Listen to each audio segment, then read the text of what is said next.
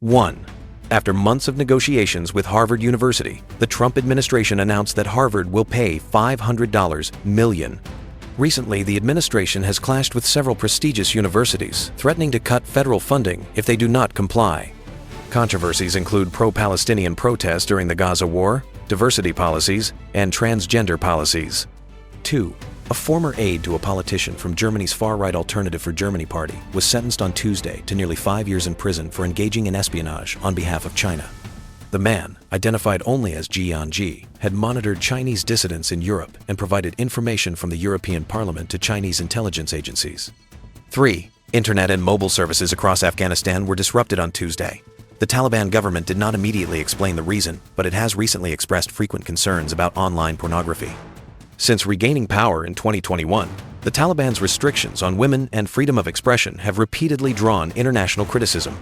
4. President Zelensky reiterated that the situation at the Zaporizhzhia nuclear power plant is critical, as Russian shelling has prevented the repair of external power lines. The International Atomic Energy Agency stated that there is no immediate danger as long as diesel generators continue to supply emergency power. 5. The U.S. government was approaching a shutdown on Tuesday, as Republicans and Democrats struggled to reach an agreement on a funding bill. The Senate, controlled by Republicans, is expected to vote again on a temporary spending measure, though its prospects for passage remain slim.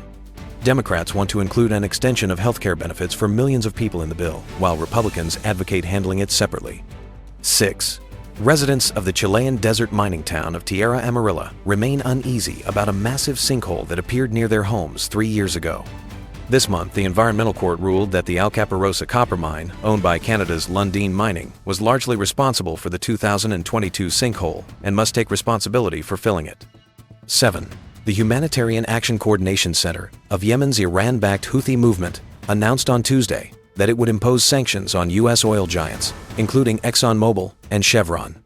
The organization also named 13 U.S. companies, 9 executives, and 2 ships for sanctions.